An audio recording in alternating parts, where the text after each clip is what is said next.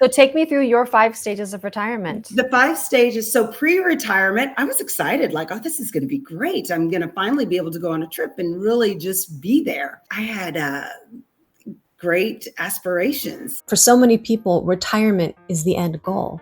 But what happens once you reach retirement? We can be young and healthy into our 80s and 90s. So what do we do now? We have 30 years ahead of us, potentially. And so that's what I get into today with Amy. Hi, my name is Hannah. And after burning out over the age of 40, I decided to rediscover what I really wanted and reinvent myself to be who I really wanted to be. Along the way, I'm talking to other women in their late 30s, 40s, 50s, 60s, and beyond who have reinvented themselves to show me and you that no matter where you are, no matter what it seems like, you always have more options than you think. So welcome to She Reinvented. If you're a woman who's getting ready to retire or has just retired and all of a sudden you find yourself wondering, wait, what am I supposed to be doing now with my life? Then this second half of my interview with Amy Freese from Empty Nester, I think will be really helpful for you. When her husband said, hey, let's retire together, I want you to retire with me, she agreed. But all of a sudden, her life just lost all of its meaning, and she really struggled with a sense of purpose. She talks about her struggles, her deep struggles after retiring, and how she kind of started to pull herself out of that kind of a dark hole that she was in to start to find a new sense of meaning and purpose in retirement, and how she helps other women in a similar position do the same, either just before they retire or after they retire. So I think you're going to love this second half of Amy Freese's reinvention story. So let's get into it. It's kind of like going off to college or getting married. You know, you're like, oh, this is going to be great. And I'm going to take this all, in stride and be good. And then I went through that honeymoon stage of this is awesome, right? And what were you doing, if you don't mind? Like, what were you doing during the honeymoon I have 3 stage? children. I have 2 sons and a daughter. My second son had gotten engaged that December, and they wanted me to host an engagement party. All about that. I love doing that. So what did I do come after the holidays? I threw myself into planning an amazing engagement party. So it was a nice distraction in this honeymoon phase. So then that was in January, February, we're packing our bags to go to Florida. All is good. Okay. Had some friends coming, and that is when the wall went up. The wall went up where I was sitting still thinking. I was calling back to work because I'm still a co-owner there, calling back, and people move on. They were moving on.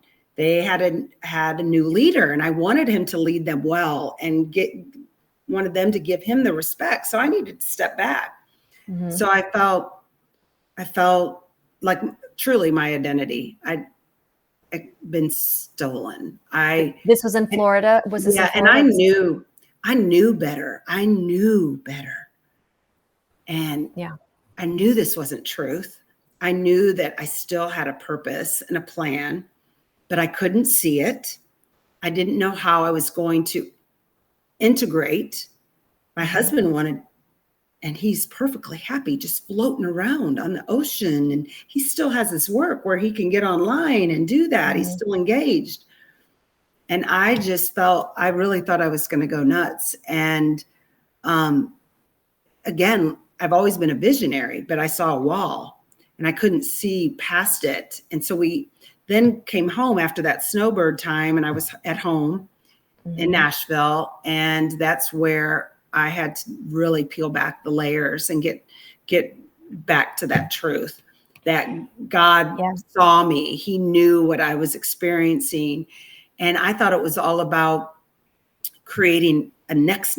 So like I had to jump in and I was going to do a podcast, not an internet radio show, but a podcast. So I had the conversations, I was going through the motions. And then I realized at that point, I needed to experience this struggle, share the struggle, because I felt so alone. A lot of my friends did not understand Amy, your life looks beautiful. I was traveling. It looked like a beautiful retirement life. How could you be discontent? But then that's when embarrassment and guilt moves in. Yeah. And you become, you just kind of You feel ashamed for not appreciating what you have. Yes. maybe. And I do appreciate, of course I did. But I still, I didn't feel like anything was needed of me. My kids were grown. You said something that really called to me, because I've had moments like this in my life. As long as I have a vision, I may not be at the vision, but as long as I have a vision, that fuels me. Yes. But you said you reached a point, and I've reached points like this in my life too, where you just don't have a vision. And these can truly be some of the most depressing moments, because you don't know what you're supposed to be working for. Yes. Or what you want to be working towards.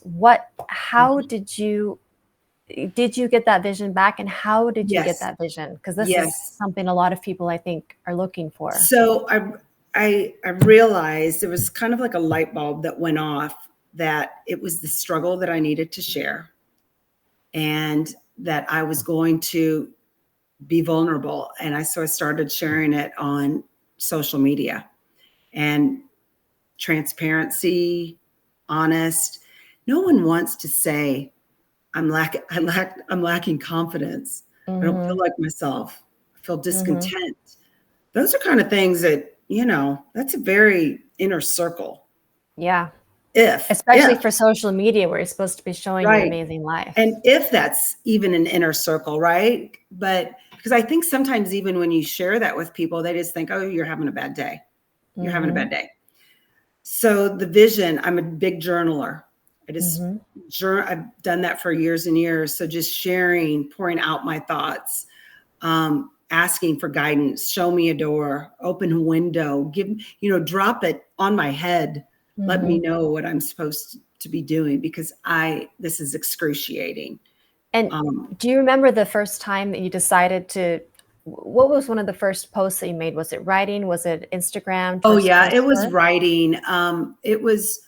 I did about a couple of years ago. It's like I reached out and I said, what's next? Are you questioning your what's next? Okay. And I think it was like one of the anniversaries of when I did that internet radio show, and just went back to the core of who I was, living out that design that I knew was innate, and that I was never going to feel content if I didn't unwrap that gift that God had wrapped just for me.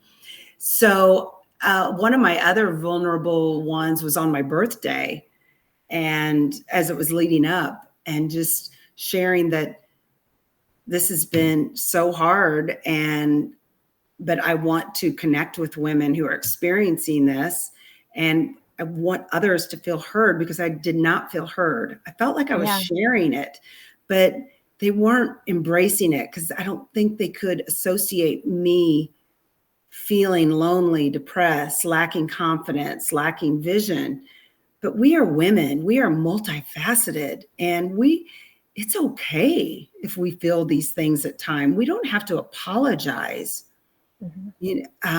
And so I'm owning that. And I'm hoping that women will feel that support and that encouragement, so that they can, and that they're not alone. Yes. And so they can be okay to go after whatever it is. It can be big, small, little, itty bitty, tiny, but just if it's giving them that contentment and fulfillment, that's all that matters. Yeah. So was this a big realization that you had all at once, or was it like a slow kind of slow?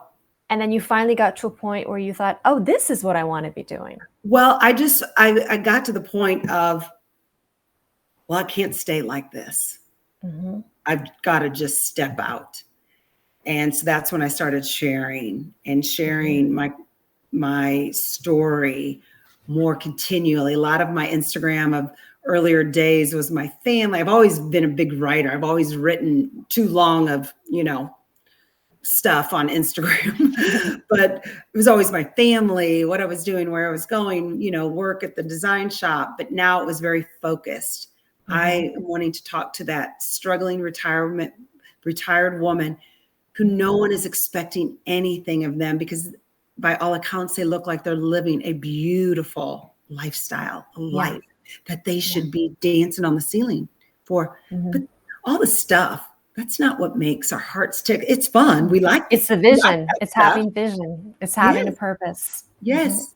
And significance, And significance. So Yeah. what is the process that you take women through, or what are some things that you do with women to help them Yes. get to a clearer point? So to do that, I've created a 3D design program. Very easy. This does not need to be rocket science, right? We don't need to be going back to college, so to speak, right? Because it's all right here. So a 3D design, it's the 3Ds determining what it is exactly that is making you feel stuck. It's different for everyone. What is it that is keeping you back? Is it someone, something, somewhere, someplace? So determining that, and also your values, what is it that you value? That when you look out into your future, what is it that you want to see? And then that the second D is dreaming. When is the last time someone asked you, what are your dreams? Haley, what are your dreams? Amy, not too many people have asked me that, right? We're kind of helping our children or whomever is in our path, their dreams come alive, but we need to start with ours. And so it's giving that permission to that woman to share. Doesn't matter. This is safe between me and you. No one else has to hear this. It's kind of like sharing your journal page.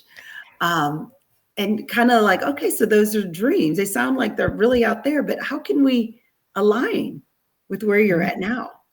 And just doing that kind of gets a little extra. The juice is flowing. Yes.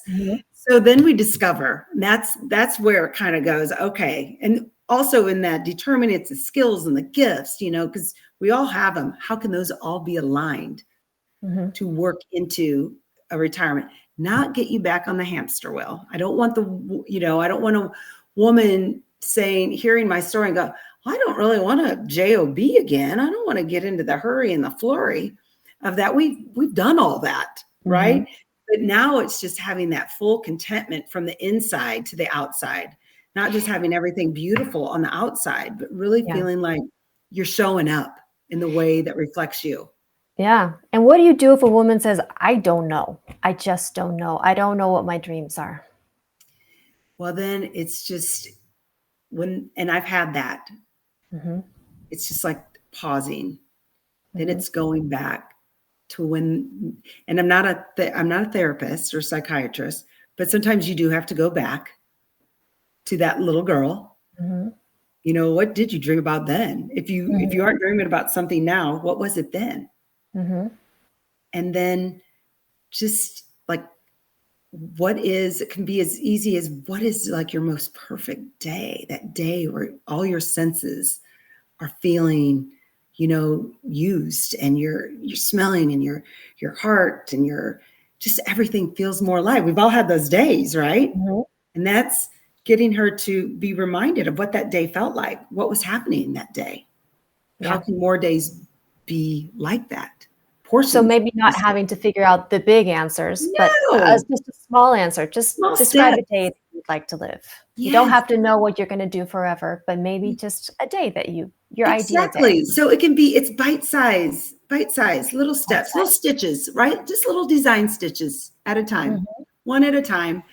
And I think that a lot of women are kind of they're like, okay, maybe I'm not fulfilled. I'm just going through autopilot. They've kind of just taken the seat, like, okay, this is what it is. Just going to go along to get along, kind of coast, maybe sit on the sidelines, maybe get out on the court once in a while, but it's not really what I desire. So they don't really know the difference between, and I say they because I'm also a woman, and this has happened to me. Sometimes you don't really know the difference between just having to get things done and then really desiring something. Yes, that's really great. Yes. And many people, we use spirituality. We have practices. You mentioned that your Christian faith was a practice. How has this been a tool for you in finding your next step? Absolutely. It's going back. It's revealing we were all gifted with certain talents and gifts. Now, there are certain talents and strengths that we have to flex to get better at, right? Mm-hmm. But there are certain that we're all born with personalities. Mm-hmm. We're all born with certain things that come easy to us. Some things are harder that become easier, things that we're accustomed to, right? We all know, oh, she really likes that, or she is really good at that. And it's embracing that you were created for a purpose. When I say go find your purpose, well, your purpose is there. It's seeking it, okay? It's unwrapping that gift. And I truly believe that God is orchestrating your steps. He knows what you're capable of, how he created. We're all wonderfully made, but not all of us choose to, like I said, unopen that gift because of maybe environment, maybe things that have, stumbling blocks, speed bumps that have happened in our life. But to get to the core that you are seen, that you are loved with all your faults, with all your quirks, with all your, silly little things, and even the things that you're not proud of. It's okay. There's so much grace.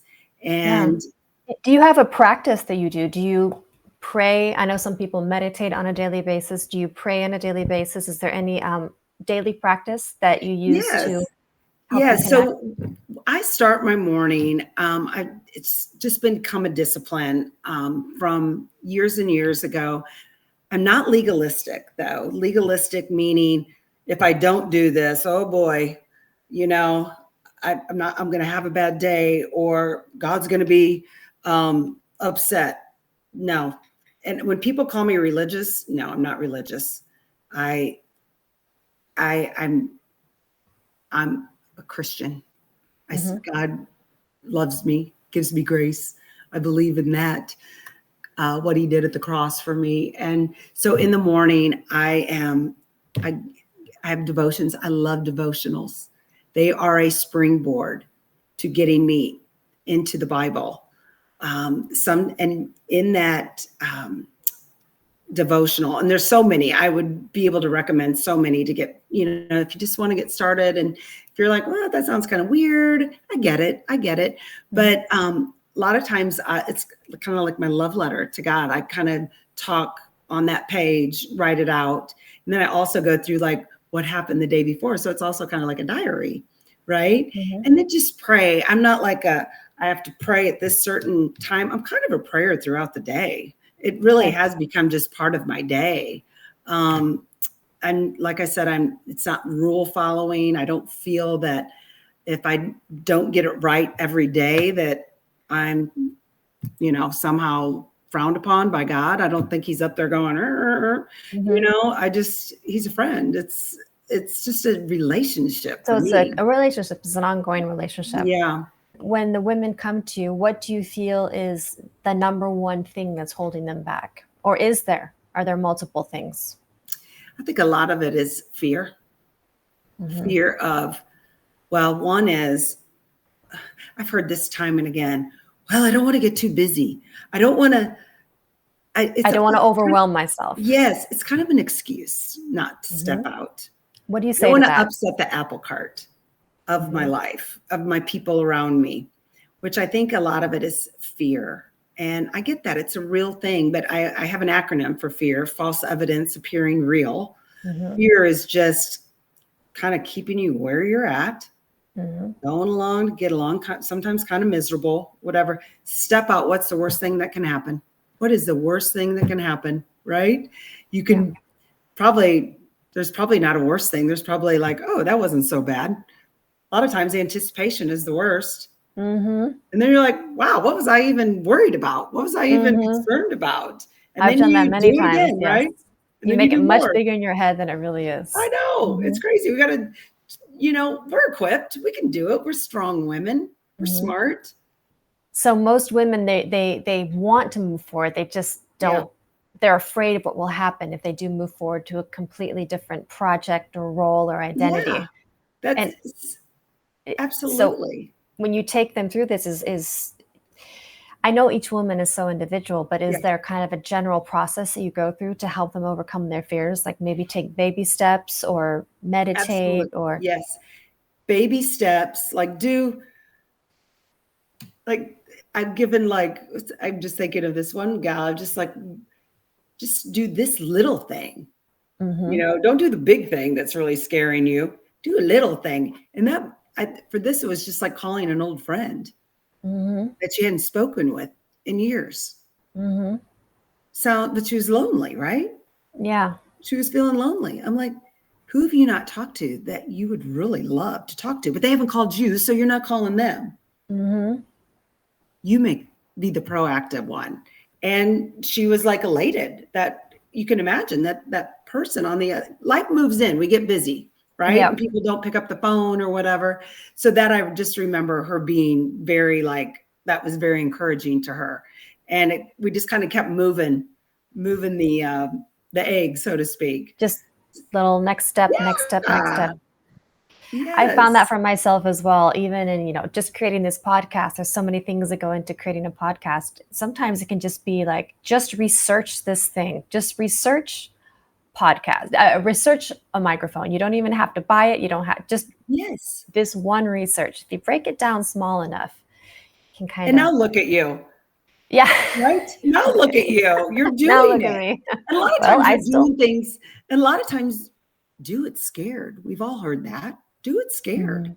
And I am not saying fake it till you make it, but you have to put yourself out there to get comfortable, meaning we got to go to the gym. We got to flex that, and we're going to be a little sore and we're going to be a little tired and whatever, but you're going to get stronger.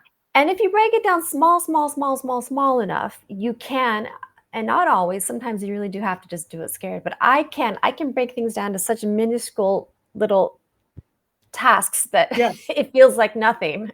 Right. No, you're so right. Yeah.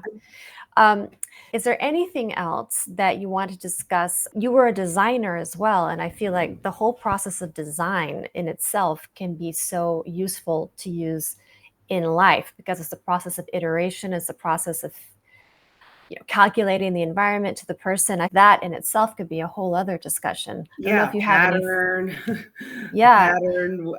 colors, what you're attracted to. We are all, it is amazing how they are so overlapping. And this story, I remember my grandmother, who's now passed, she was describing all the grandchildren, and she described me as the designer of the family. I was in my 40s, and she was thinking along the lines as interior designer, like decor, because I love all that, right? Decor and fashion. And I honestly was a little hurt by it, thinking, because I'd already kind of stepped out and I was like, wow, she doesn't know I'm kind of I'm a kind of bigger things. Like I'm more of the heart, right? And I was telling a friend that, and she goes, Amy, I think your grandmother was prophetic. You are a designer of the heart and soul, an interior designer, peeling back the layers of a woman's life, getting to the core, getting to that pattern that was created from the get-go. And then, just creating a tapestry, layers of life. And how they interweave with each other. Everyone has a common thread in their life that they can see that connects their past to their now.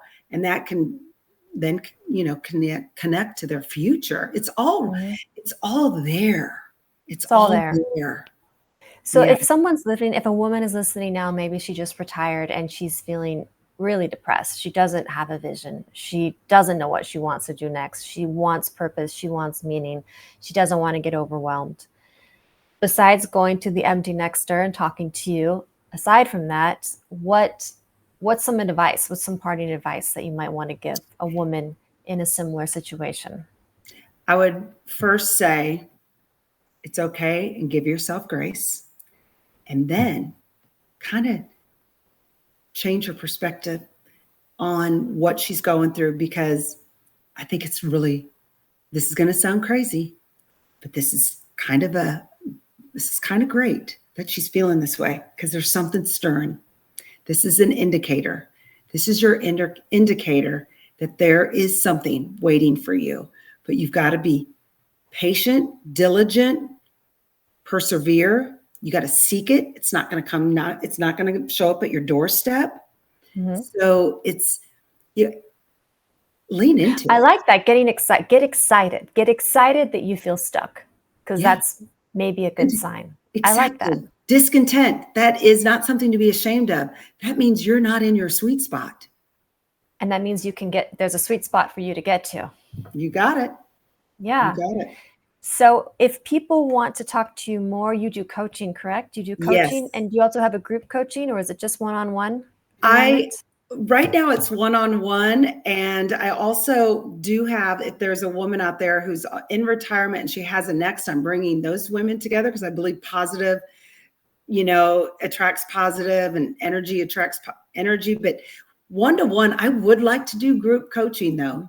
That is a goal, but right now it's just one-to-one. And I do have a free guide that can be downloaded called Reclaiming You in Retirement. And that can be found either at my website, theemptynexter.com, or on social on Instagram or Facebook, The Empty. And I'll put all that in the description. That would be great. That would be great. There's a plethora of ways to connect with me, and I would love to. I just, more than anything, I want whoever's listening not to feel alone, not to feel negative towards yourself. There is a way for you to get back to you. I would love to, support that person, because I do think if I could have had somebody who really understood what I was going through, it would have been a much welcomed thing. Yeah. And not just lip service, like, oh, you'll get through it. Or, oh, this is, go read this book. There were no books. I was like, I'm an avid reader. I went to the bookstore and I'm like, there's got to be a book. I couldn't find a book on it. So no, that is great. So you had to create the content that you needed, that you wanted. Yeah. I would say sometimes when we're in a down position, when we're feeling depressed, when we don't have a vision, it's not just that is bad enough, but then we feel bad about ourselves that we feel stuck. So I heard that somewhere years ago, like there's basically two layers. Like you feel depressed, but then you feel bad about feeling depressed. So you can at least take away the outer layer and be like, I'm okay with the fact that I'm stuck now. I don't like it, but it's okay to be stuck. We have to embrace those emotions. They are trying to reveal something to us. Information. We really need to, turn up the volume on them, either write about it, share it, vote verbally. I think that helps a lot. And not just go to anyone. You need somebody who can truly have objectivity and perspective. And who won't brush you off, because some people can be very dismissive. Very. And I kind of felt that at times. Yeah, it sounds. And nothing against them. I just think they just didn't know. They didn't understand. How could they? They hadn't walked in that shoe. Yeah. So I love it. Well, it's been great talking to you. It was 55 minutes, but we packed a lot in. I feel like You're great. You did a great job, Hannah. Thank you so much.